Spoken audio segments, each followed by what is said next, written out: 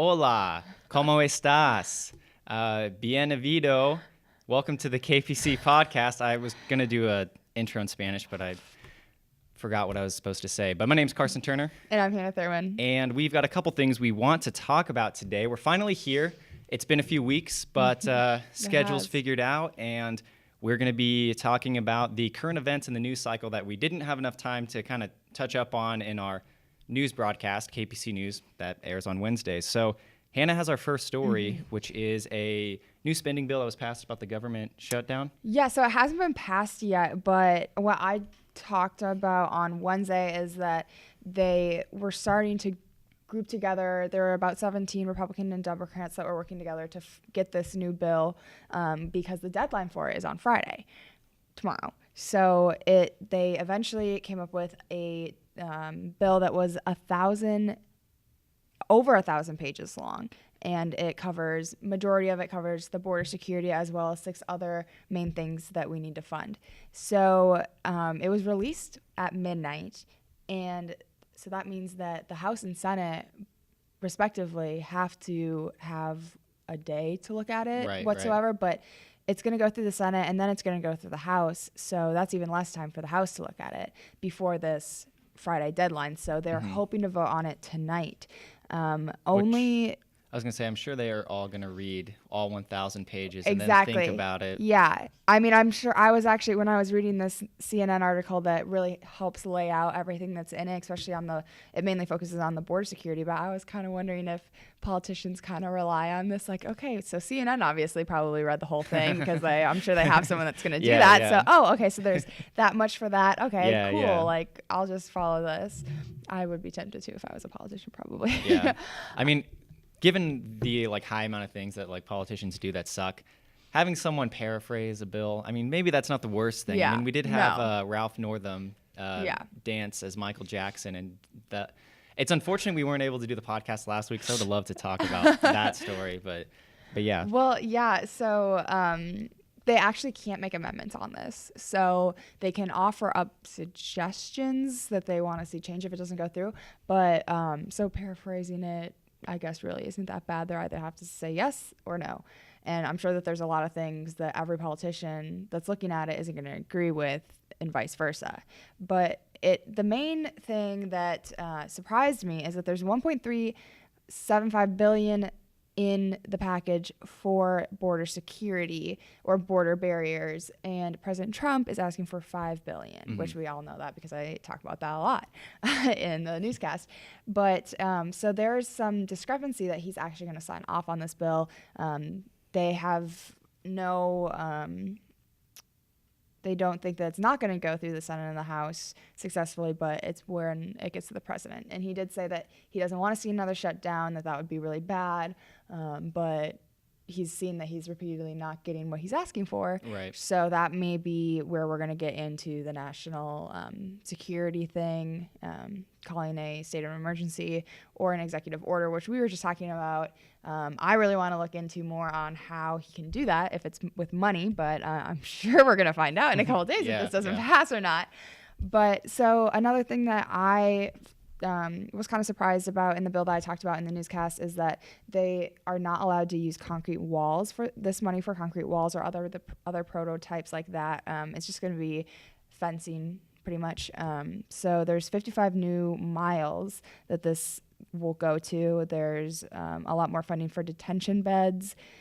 There's a lot more money for just everything. Isn't it like judges too who will Yep. So there's going to be 75 new immigration judges, $7.4 million for additional attorneys, and for courtroom expansion to help out with the immigration cases that are so backlogged, which I think is a great way to spend $7.4 billion. I mean, is 75 enough? You know, I feel like 75 is such a small number given the new judges. You know, I don't know. I get what you're saying, but I also don't know how short or long these cases are. I think a lot of times it's just read what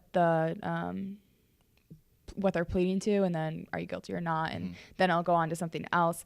But you know, I know that I've mentioned before that our immigration system is so backlogged because so many people are wanting to come in that it takes them 10 years to get citizenship. So maybe this will help, but we won't see that for a couple of years probably. Yeah. And then the last thing that I'll speak on of the border security part of it is something that I really like to see, because I think that this was a problem earlier when there was a bunch of media outlets showing the children in detention camps and behind pretty much it looked like they were in prisons. But it's going to require ICE to report and make this information public about the numbers of people in custody. And it says specifically the family units. And so if children are being torn apart from their families, now they have to publicize that information. And it also bars the DHS from preventing congressmen or women to enter a facility. Because if they want to see, like, okay, we don't believe you, you're still doing this to these families and these kids, we want to come in and look at this detention camp, they can't say, no, you can't. They have to let them in and look at it. But we will see if this passes. We'll probably find out tonight. So I will probably have more on this on Wednesday. But we'll see if Trump's going to sign it or not. I'm not quite sure if he will. But yeah, he's kind of the wild card here, because I'm sure the politicians already know what they're voting for before they vote for it. In fact, I know there was something about that. What was it? There was like a video of like Nancy Pelosi and Chuck Schumer saying like, when the government reopens, we don't agree with this deal that Trump's proposing, but like he hadn't even proposed it yet. So like they already said they weren't doing it before they even knew what it was. So it's like I'm sure I think a lot of type of thing like all the time. That, but yeah, it'll be interesting to see how if he does sign the bill, because I can see him like wanting to sign it just so he doesn't get criticized for having the longest shutdown in history again. But which that depends on who you ask. 'Cause I mean, I know some people who are like, oh, longest shutdown in history. Yes. So, but I mean, I also think, not to interrupt, but it's like it pins him in a weird place, because on one end, he wants to make a deal and just kind of get this issue over with. 'Cause I mean, this goes way back to like 2017. This same scenario happened. But if he doesn't make a deal, we just repeat the shutdown.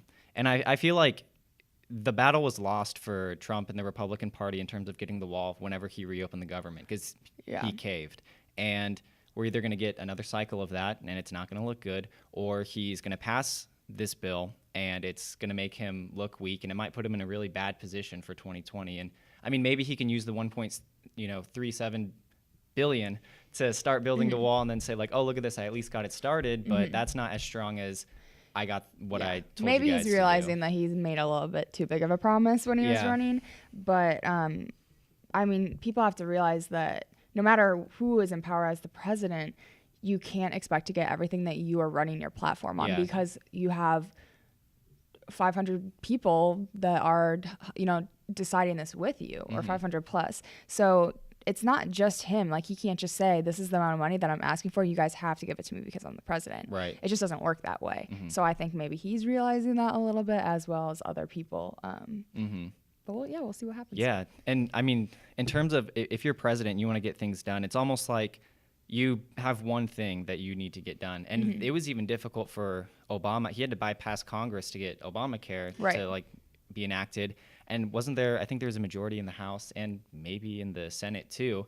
But even that, like his platform, the Democrats, they all loved him. But if you remember Trump, whenever he first got into office, a bunch of Republicans didn't like him either. You know, he kind of had to earn their trust and respect. So it's like he is at the biggest disadvantage to kind of get this done. So it's going to be interesting to see where this goes. So I can only assume this situation will double if we get Howard Schultz as president, because no one's going to want to talk to him. No one. But speaking of, you said something about lawyers earlier, and I was going to kind of talk more about the SPLC case. I mentioned this on the Wednesday show. Political commentator, comedian Gavin McInnes, he's suing this. Basically what the SPLC is, he breaks it down really well. He talks about how, and I've been on the website multiple times, it's started out as like an organization that's like, we're going to fight hate. And you're like, oh yeah, that's good. I don't like racism. So yeah, we're all in. So people give them money. They find like people who are racist, but then they're like, well, wait a minute, we still need money. And we found most of these racists. So why don't we just change the definition of what a white supremacist is? And So they targeted him and basically said he was a white supremacist, even though his wife is like Native American. So if you're a white supremacist, you don't want to, like mix races. You know what I mean? You only want to do that. So it's like already there's a huge lie right there. And then another lie. I mean, he's a comedian, so he says very provocative things. He kind of jumped on like the anti-PC bandwagon back in 2016, and he has a lot of controversial videos, but they're things that if you take them out of context, you can frame it as if, oh, look at this guy, he's racist. But then when you look at the full context, you're like, oh, no, he's a comedian. He says offensive things, which is what every comedian does. And it's kind of funny because I think one of the first episodes we did, we talked about something similar where that one guy, he like had his pug do like a Nazi salute. Oh my God, yeah. That was... So the SPLC was all over that guy. They were kind of pushing the story to say that he's, actually a Nazi because he trained his dog to do something bad. And I know that like CNN got in trouble because they were using the SPLC as like a guide to be like, watch out for these hate symbols. And then they had to like pull back the article and were like, just kidding, because they basically, like I said, they've ran out of hate figures and now they're getting sued. I found an article where SPLC was sued for $3.3 million. They were there was a group, I don't know what it was called, but it was like counter extremism, but SPLC called them anti-Muslim. They were just like fighting, like I think radical Islamists, and I don't know if they were also Muslim or maybe like Jewish or whatever, but I kind of hope that they just like get run out of business. Because I mean, the thing that people don't realize is you look at something like the Covington kids.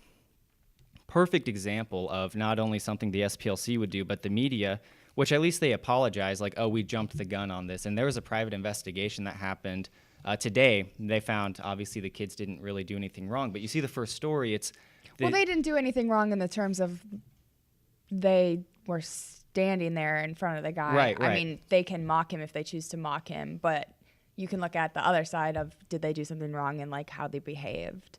Sure. Yeah, and like, I don't think Nathan Phillips did anything wrong. I don't think the kids did anything wrong. But the original story was these kids approached this guy. They surrounded this guy. But then when you see someone like showed a live stream of the video and you see what actually happened was a group called the Black Israelites were harassing the students. And the students were waiting for the bus. They were standing there, not provoking anyone. And then Nathan Phillips kind of like intervened because he saw that like these guys were like yelling at them. And then the one kid said, like, well, I mean, I didn't know what to do. I just kind of awkwardly smirked because I didn't. What are you doing when you're just standing there and someone kind of like gets up close to you? It's like, oh, okay, you know what I mean? But that's an example right there. But the original stories about these students harassing the Black Israelites and the Native American Nathan Phillips, people were going crazy on Twitter. They were trying to find out every kid in the video. They were saying, like, we found these kids' Twitter accounts. They say they want to go to this college. Contact this college and tell them that they can't admit them because they're racist. Or they're like, we need to find out where these kids' parents work and we need to get them fired. Like, I was seeing so much hostility. And it's like that turnaround time, the first 24 hours, if you don't update your story, like, you can literally ruin these kids' lives. And stuff like this happens all the time. And I mentioned this in the Gavin McInnes story yesterday. He had a story about one time he had to like stay outside like with a gun all night because somebody left a note on his porch saying he was going to come over to his house, and he, has to keep his property very secured because some crazy people read online from the SPLC, oh, this guy's a Nazi. Then they're like, oh, well, I don't like Nazis, so I'm going to try to kill this guy. And it's like it just breeds this extremism that is not helpful for the regular public discourse. And I think, something that is kind of strange that Rob Lowe, to call back to the yesterday story, he pointed this out that many public figures and politicians actually, they really like each other behind closed doors, but they kind of have to generate a sense of urgency so they can keep things interesting. But the problem is like when we just take that as 100% factual, then it creates a lot of crazies and then brings them out and then brings them to the forefront. And I don't know. It's just like a whole thing. Like, it's such a difficult thing to kind of maneuver. Yeah, but I understand what you're saying with the Covington kids and like how the media at first, like you see a picture and like you're going to run with that. Like, this is what happened. But, and I completely agree that people shouldn't be like emailing or finding their parents and getting them fired from their jobs. But what came forward after this incident of Covington school as a whole, like things in their yearbook and everything. Oh, yeah. Like, yeah. I think that the tumbling of events leading to that was almost helpful in exposing the school, because now if there's deeply rooted racism in that school, like things are gonna have to change, or hopefully they will change. I don't know this kid's story, I only followed it in the news, but I find it hard to believe that that's his face was his reaction to a man coming so close to stand to him, because I can obviously tell how I read his face was that was like just not like an awkward smirk, like that was like a kind of like I'm like, you're lower than me, and what are you doing here? But I don't know, but are we ever gonna get the whole story with so many things? No. Mm-mm. It's always going to be up to your own discretion of what happened. Even if you have all the facts, you're still going to say, like, okay, maybe this is how I see it and this is how you see it. It's just always going to be that way. That's true. I mean, to kind of bring up like the Jussie Smollett case, like there's not video evidence. There was allegedly he was on the phone when this attack that he was talking about happened.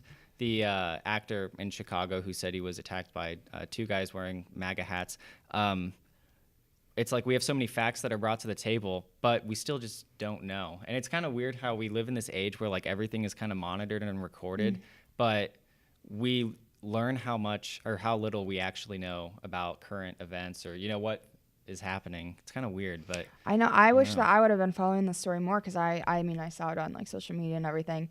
But I didn't know that things were changing in the story at all. So I wish I could like add to this conversation. I'm trying to read a quick article, but I think he was just asked to like turn in like phone records so they could hear the attack, and he said no because he didn't want to have his privacy invaded, which I guess raises a couple of questions, because you could also tease the possibility that maybe he was talking about something on the phone that he can't disclose to private police, so maybe he was like, I don't know, talking about buying drugs or something, but I don't know why he wouldn't want to turn that in. So the article that I'm reading it's from CNN, and it was in an interview that he rejected the report that people were wearing MAGA hats. He said, I never said that. I don't need to add anything like that. And then he goes on to saying like they called him. He's saying he never said that? He said that he never said that. Oh. But I know that I saw that. Right. That was like the thing. I don't know if he I don't know. So maybe it wasn't him who started that story, someone else, which is funny too, because even then, so that simple mistake has a huge effect on people and how they perceive. So they came up to him and they yelled at him, and then he said he wasn't responding to them. So this is the first quote. I should have led with this because that was misleading what I had just said. This is a quote from him. I turned around and said, what did you just say to me? And I see the attacker masked. He said, this is MAGA country, N-word, and he punched me in the face. So I punched his back. And then he said, I never said that they were wearing the hats, but he had said that this is MAGA country. So it's still tied. Yeah. Okay, that makes sense, because I was wondering where the MAGA would have even come from. Because if some random person pulled that out of thin air, because people were talking about that in class, and they were basically just being like, yeah, anyone who's a Republican is like literally a Nazi, and like I'm really smart because I'm stupid. I don't know. They just say things like that, and it's like, I don't know. It's don't take. Well, I don't want to say the name of the class. I don't want to dox anyone. I'm above doxing, so don't take any classes. Don't even go to college. That's what I want to end on. But I think that's all we have for today's episode of the KPC podcast. Unless you have any last minute things you want to mention. Do not. All right. Well, be sure to stay tuned. Next Wednesday, we'll have our KPC News broadcast. And then next Thursday, we'll be back here for the KPC podcast. Say it.